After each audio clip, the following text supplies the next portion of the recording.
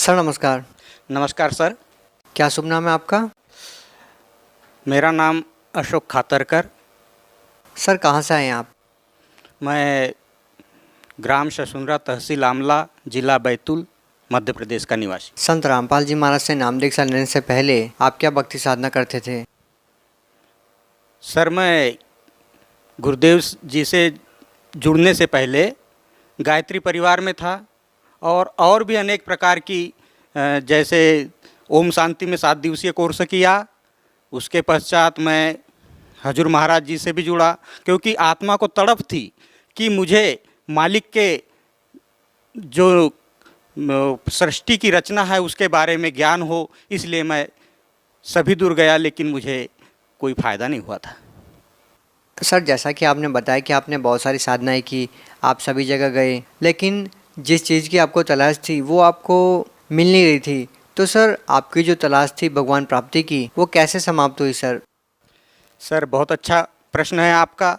मुझे इस तड़प के लिए परमात्मा ने ऐसी रजा बख्शी, संत रामपाल जी महाराज का साधना चैनल पर जो कार्यक्रम आता था उसको मैं वैसे तो मुझे सभी संतों के कार्यक्रम देखने का लगाव था, लेकिन जब यह साधना चैनल पर मैंने संत रामपाल जी महाराज के सत्संग सुने तो ऐसा लगा कि उन्होंने सप्रमाणित चारों वेदों को, 18 पुराण को, कुरान को, बाइबिल को, गुरु ग्रंथ साहब को, यहाँ तक क्या गिनाऊँ कि सभी धर्मों के सभी प्रकार के आध्यात्मिक पुस्तकों को खोल के बताया और मुझे आत्मिक शांति आई।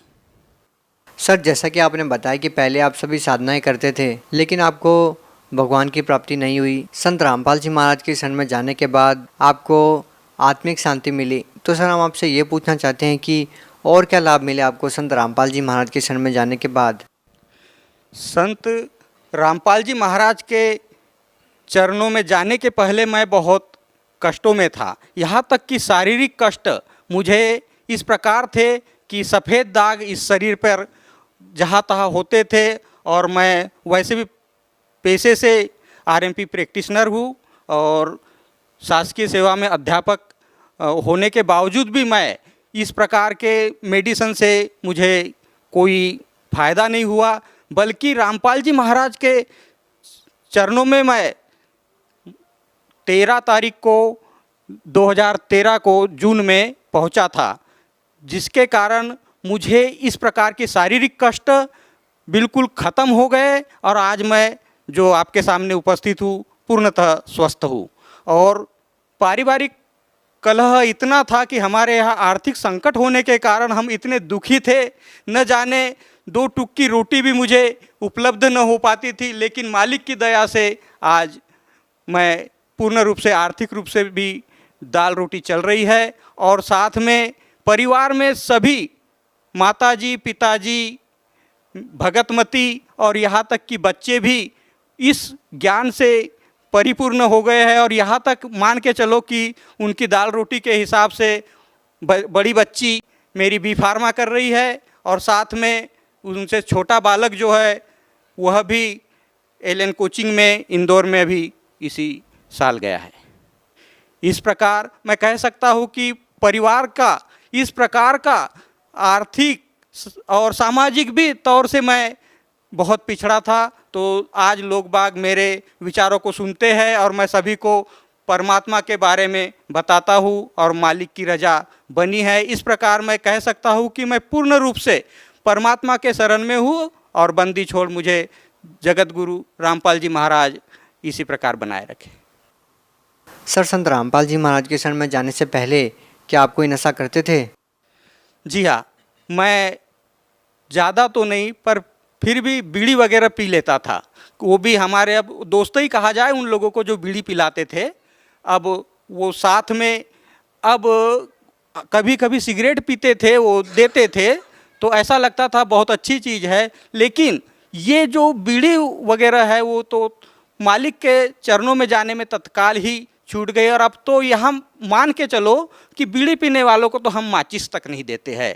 इस प्रकार बंदी छोड़ ने हमें इस ज्ञान के माध्यम से जो हमें मंत्र दिए हैं उसके माध्यम से हमें ये सीख मिली है कि बीड़ी पीने से जो हमारे आध्यात्मिक ज्ञान में जो अवरोध उत्पन्न होता है उस धुएं के माध्यम से, तो वह धुआं अब इंगला पिंगला और सुषुम्ना से न होते हुए सीधा हम उस बुराइयों का त्याग कर चुके हैं और सतलोक के वासी बनने की पूर्ण इच्छा रखते हैं।